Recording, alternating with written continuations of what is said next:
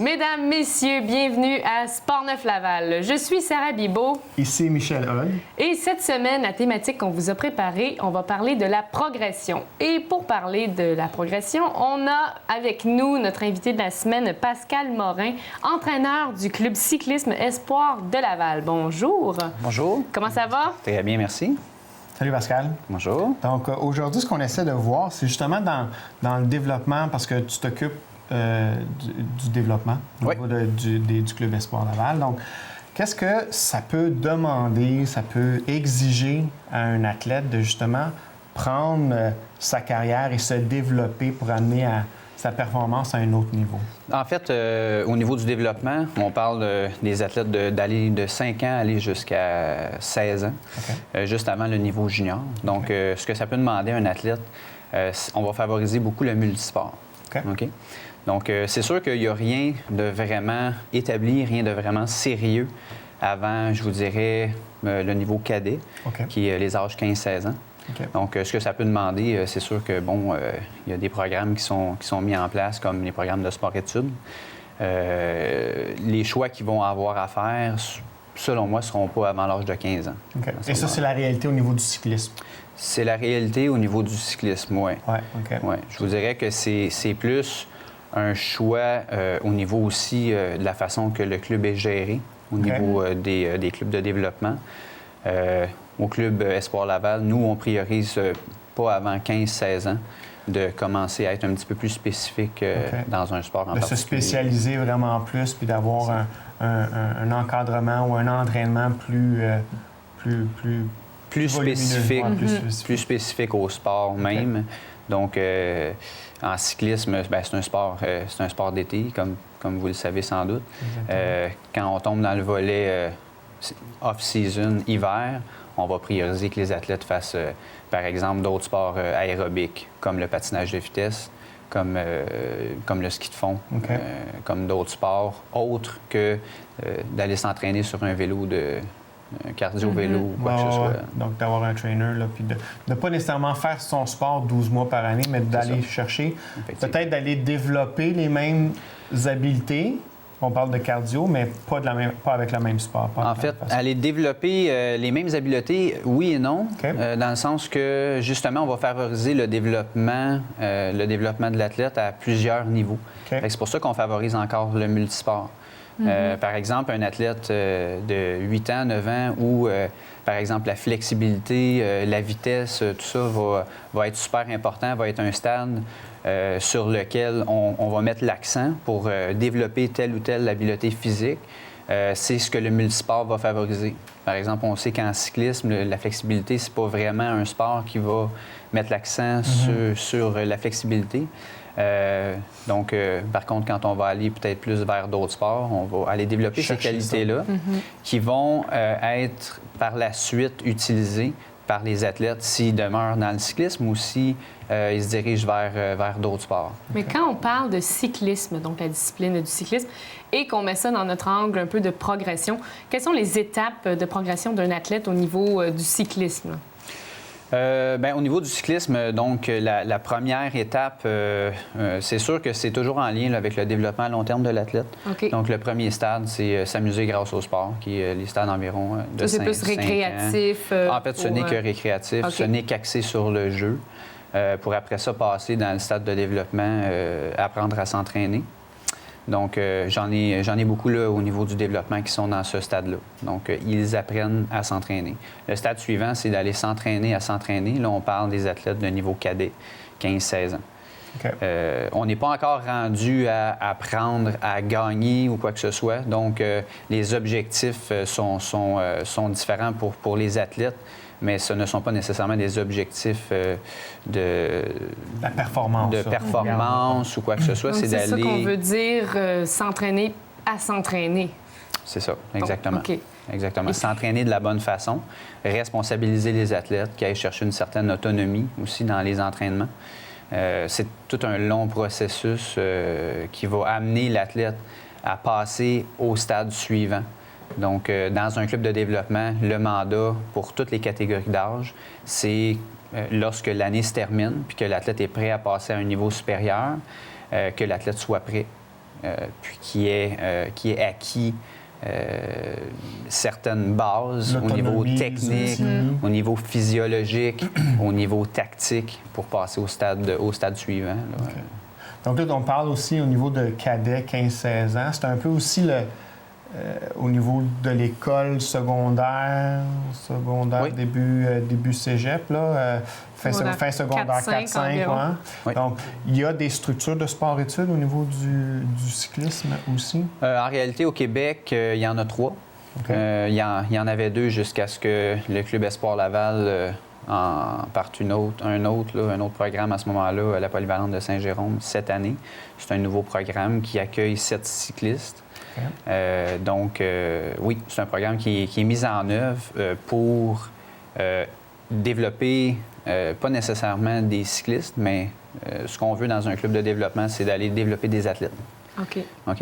Donc, comme je disais tantôt, faire un petit retour, c'est qu'on va prioriser le multisport. Donc, moi, si j'ai des cyclistes la 2e année qui désirent aller dans le club de ski de fond ou aller dans le club de triathlon, je vais favoriser ça. Aux dépens de mon programme de sport-études en cyclisme sur route. Donc, pas nécessairement encore là de les faire rouler pendant 10 mois dans l'année ou pendant... Pas du tout. Donc, il y a vraiment cette perspective d'aller ouvrir, donner la possibilité de choisir. Tout à fait. Parce que être athlète, c'est complet, là, c'est-à-dire c'est une discipline de vie, c'est pas juste seulement pratiquer un sport. Là. Effectivement. Et j'en ajouterais un petit peu plus que le programme sport-études, c'est d'aller développer des athlètes, mais il y en a pour qui le cyclisme là-dedans prend très peu de place dans leur vie. Et à ce moment-là, ça leur donne un cadre de vie à respecter, ça leur donne une motivation de rester à l'école. Il y en a pour qui l'école, des fois, c'est un petit peu plus difficile, mais oui, peut-être font du sport, peut-être pas. On encourage quand même ces élèves-là, ces athlètes-là à venir faire partie d'un sport-études pour leur donner la motivation de continuer à l'école. Puis, comme je disais, leur donner un cadre de vie, là, c'est une hygiène de vie aussi, leur inculquer ça.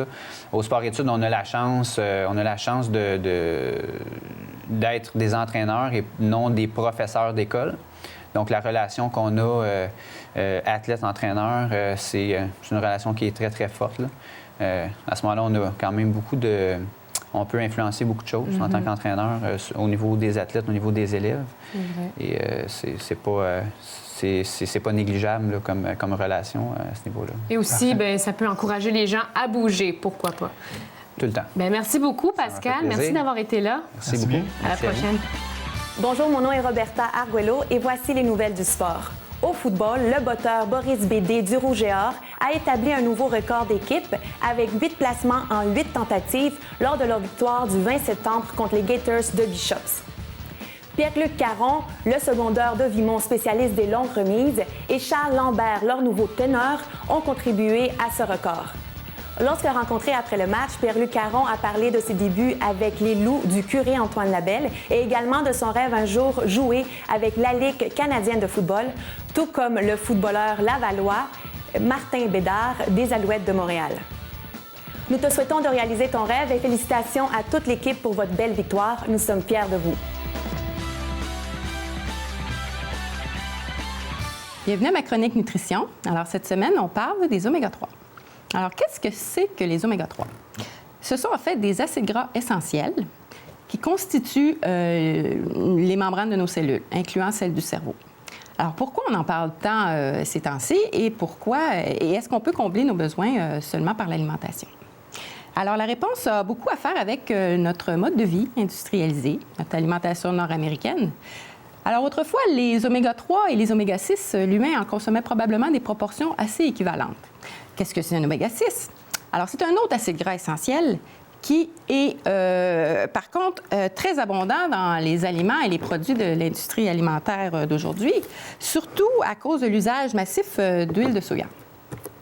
Donc, il y a un rapport inversé de nos jours entre les oméga-6 et les oméga-3 qui fait qu'on consommerait probablement 25 fois trop d'oméga-6 et pas suffisamment d'oméga-3, d'où l'apparition des suppléments d'oméga-3 sur le marché.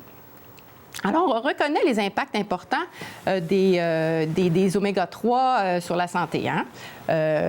On peut y aller avec divers rôles. On parle peut-être d'effets sur la concentration, de l'humeur et, bien sûr, une réduction peut-être de l'inflammation aussi. Donc, c'est des rôles présumés qui sont très étudiés dans l'actualité scientifique ces jours-ci.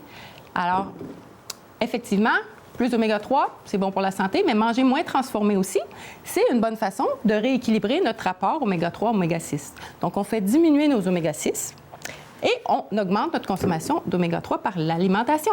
Donc, comment on augmente notre consommation d'oméga-3? Alors, il faut aller chercher, c'est sûr, les aliments marins. Alors ça aide beaucoup parce qu'en fait, cette forme d'oméga-3 est sous une forme très bien assimilée qu'on appelle le DHA. Donc, avec les algues, en mangeant des sushis, remplacer les chips par des guacamoles qui sont faites avec des pitas grillés, des choses comme ça au lieu des croustilles. Manger plus de poissons, les poissons gras, hein, le thon, le saumon, le maquereau, le hareng et même des sardines. Et effectivement, si le poisson vous répugne, eh bien, dites-vous que c'est peut-être parce que vous le faites trop cuire, parce qu'un poisson cuit à point, entre un poisson trop cuit et un poisson cuit à point, c'est le jour et la nuit. Alors, si ça vous intéresse, j'ai sur mon blog mes temps de cuisson cette semaine que j'ai mis pour vous avec quelques recettes. En attendant d'aimer le poisson, vous pouvez toujours vous tourner vers certaines sources végétales d'oméga-3. On les appelle les ALA et les EPA. Elles sont transformées à certains degrés dans notre corps en DHA. Alors, vous voyez ici, l'huile de canola. Une cuillerée à table d'huile de canola par jour peut être une source appréciable d'oméga-3. Des produits à base de graines de lin, des noix. Donc, les graines de chia aussi sont des sources végétales. Alors, variez les noix, variez les sources de façon à pouvoir avoir une bonne quantité de ces aliments. Mangez moins transformés et vous aurez probablement, effectivement, de meilleures chances d'être en santé. Alors, c'était mon grain de sel nutrition familiale. Et la semaine prochaine, je démystifie le gluten. En gymnastique, à la trampoline, Karine Dufour du club Agrosport Barigny de Laval a eu du succès à sa première présence à la Coupe du monde de Toulé au Portugal le 6 septembre dernier. Elle a très bien fait, même si elle avait 3 épreuves lors de sa première journée de compétition. En effet, elle a terminé au 7e rang à l'épreuve du double mini-trampoline, au 8e rang à l'épreuve du trampoline synchronisé avec sa partenaire Chloé Deschênes, pour finir avec l'épreuve individuelle du trampoline au 19e rang. Elle a déjà un prochain objectif, celui de représenter le Québec aux Jeux du Canada 2015 à Prince-Georges en Colombie-Britannique. Nous sommes certains qu'elle ne cessera de nous impressionner et il ne faut pas oublier qu'elle n'a que 19 ans. Bravo, Karine. Notre invitée athlète de la semaine se nomme Charlotte Tousignan. Elle est née le 11 février 1999. Originaire de Laval, elle est cycliste et l'événement le plus marquant de sa carrière, c'est lorsqu'elle a remporté les Mardis cyclistes de la Chine, et ce, en 2013. Bonjour, Charlotte. Bonjour. Ça va? Oui, vous? Ben oui, ça va très bien. Merci d'être avec nous aujourd'hui parce qu'il y a plein de choses que Michel et moi, on a envie de discuter, puis on avait envie de parler de ça avec toi. Donc, notre thématique cette semaine, c'est la progression. Donc, la progression, les changements souvent qui sont engendrés à cause qu'on veut progresser dans notre carrière d'athlète. Donc, je vais laisser Michel... Ouais, parce qu'on veut regarder par rapport à justement les décisions ou les choix qu'on peut avoir à faire dans une perspective de progresser, dans une perspective d'amener nos résultats, nos performances, notre développement à un autre niveau. Je pense que, on en parlait avec Pascal, l'entraîneur, c'est veut pas, il y a des structures, il y a un encadrement qui est là, qui vous permet d'aller chercher des expériences dans d'autres sports, de développer d'autres habiletés.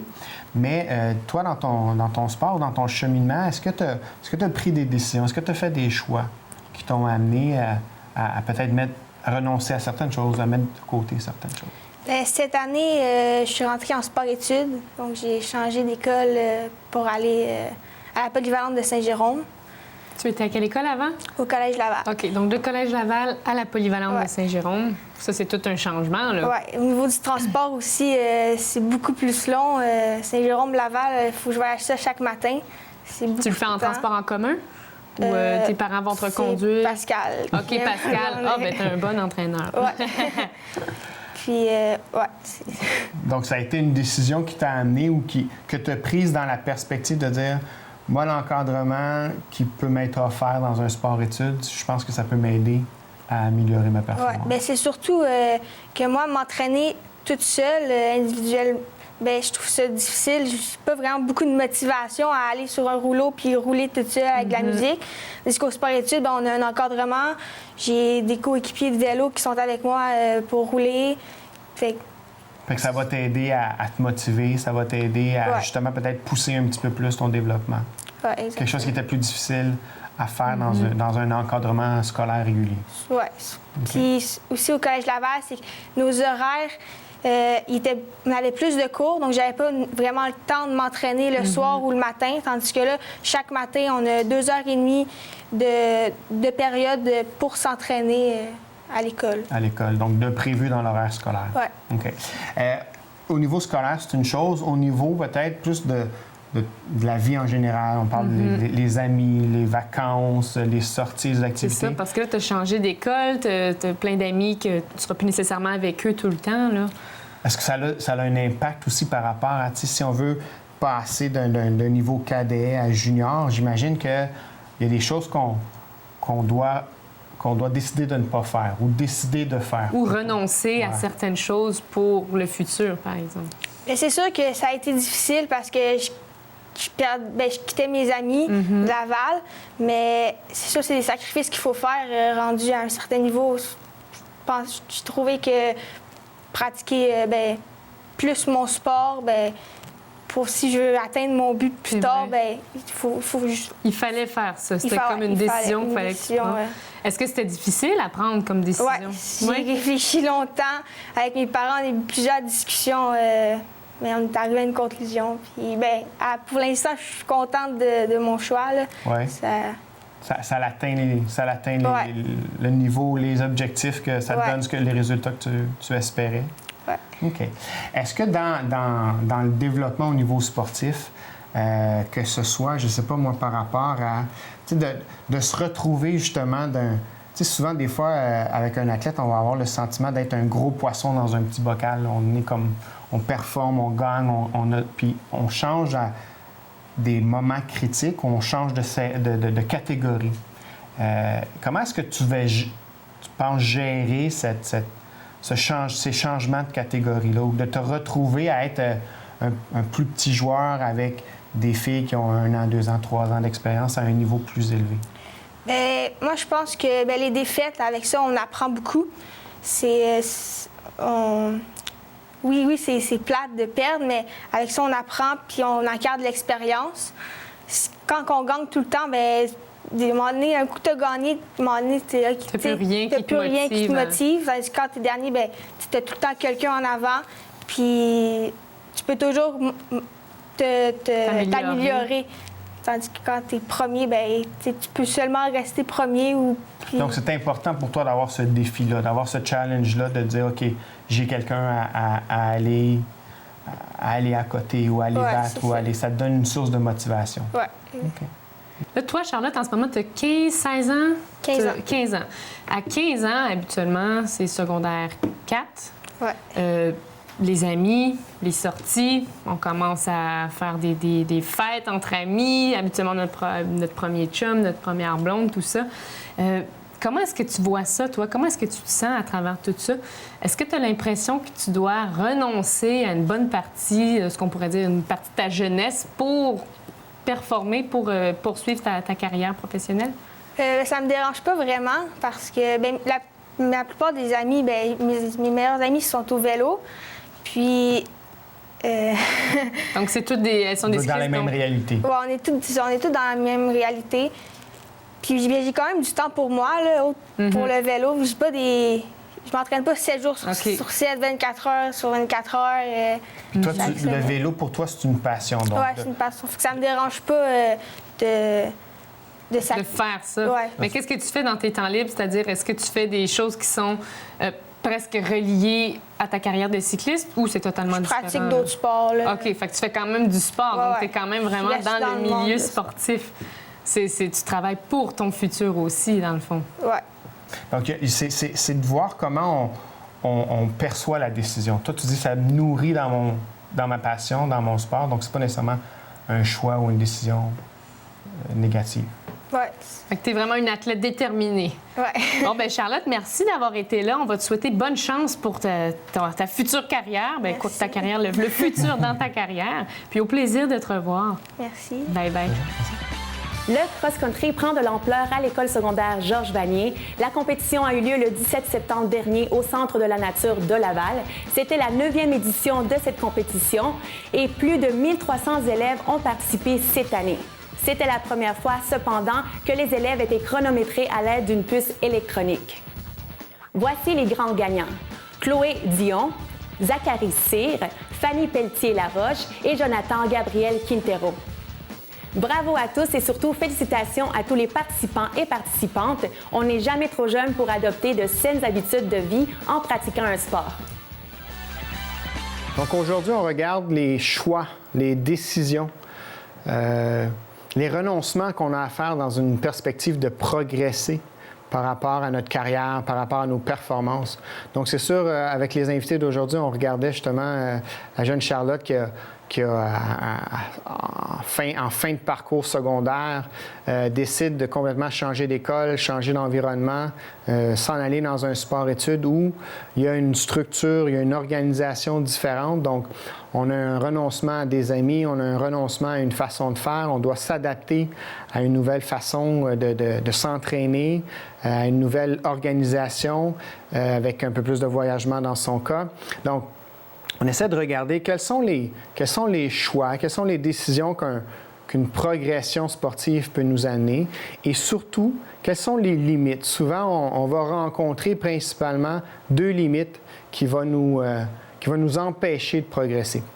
La première, c'est le manque de confiance. Dans bien des cas, on va manquer de confiance justement pour prendre une décision ou même une fois la décision prise, on va questionner, on va remettre en question, on va douter ces choix-là, ces décisions-là.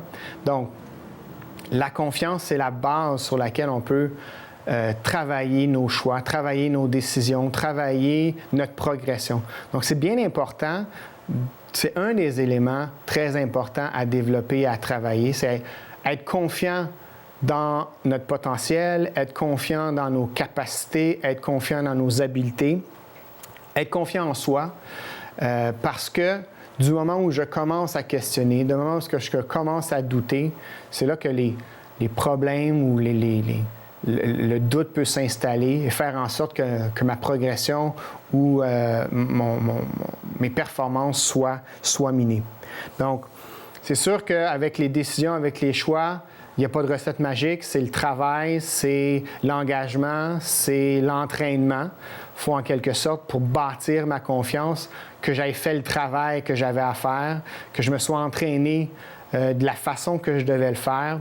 Donc, au niveau de la confiance, ça va être avec le travail, avec les expériences, avec la préparation que je vais faire. C'est ce qui va m'amener à me bâtir une confiance en soi, confiance en mes choix, en mes décisions. L'autre limite qu'on a ou qu'on va retrouver très fréquemment au niveau de la progression, c'est la peur de l'échec. Si on revient avec la décision que Charlotte a prise ou si on revient avec les décisions que les athlètes vont avoir à prendre, souvent on va hésiter, on va questionner, on va douter parce qu'on n'est pas sûr de réaliser, on n'est pas sûr d'atteindre la performance qu'on veut réaliser. Donc, la peur de l'échec, la peur de se tromper, la peur de décevoir, que ce soit les parents, les entraîneurs, la famille, c'est des éléments qui vont faire qu'on va peut-être être en doute ou en questionner les choix qu'on peut faire. Donc, un des éléments à considérer à ce moment-là, c'est justement la perception, le travail, la perspective qu'on a par rapport à l'échec. C'est sûr que l'échec, moi, je dis toujours un échec, c'est un résultat. Ça reste que c'est un résultat. C'est un résultat qui est peut-être différent de celui espéré. C'est peut-être un résultat différent de celui souhaité, mais ça reste un résultat. Donc, il faut bâtir à travers ce résultat-là. Il faut construire à partir de ce résultat-là. Il faut voir en sorte que l'excellence, c'est un cheminement, c'est une progression. Donc, dans Champion dans la tête, on voit justement que la force à faire des choix, la possibilité de faire des choix, la confiance en soi, c'est 2 éléments qui vont nous aider dans notre progression. Le 4e tournoi de golf du Sélection Laval a eu lieu le 25 septembre dernier. Cet événement est une initiative d'un locataire et de la direction de la résidence pour aînés, le Sélection Laval. Depuis sa première édition, ce tournoi amical apporte son soutien à un organisme différent à chaque année et cette fois-ci, c'est au profit de la Maison de soins palliatifs de Laval. L'organisatrice du tournoi, Mme Patricia Pianta, tient à remercier les locataires bénévoles du comité organisateur, car sans eux, cet événement n'aurait pas eu lieu. Bravo à tous pour la belle initiative. Ceci termine les nouvelles du sport. Ici Roberta Arguello pour Sport 9 Laval. Et voilà, c'est ce qui met fin à cette émission de la semaine de Sport 9 Laval. Je tiens tout d'abord à remercier nos invités qui sont venus nous voir en studio, Pascal Morin et puis Charlotte Tousignan. On remercie notre chroniqueuse nutrition Marie-France Lalancette. Et je te remercie toi, Michel. Merci, Sarah. Mais ça fait plaisir. Et puis, en terminant, n'oubliez pas d'aller répondre à notre question sur notre compte Twitter, Sport 9 Laval, Sport avec un S. Et la question cette semaine, quel genre de changement seriez-vous prêt à faire pour vous permettre de progresser? Alors, sur ce, je vous dis à la semaine prochaine. Au revoir.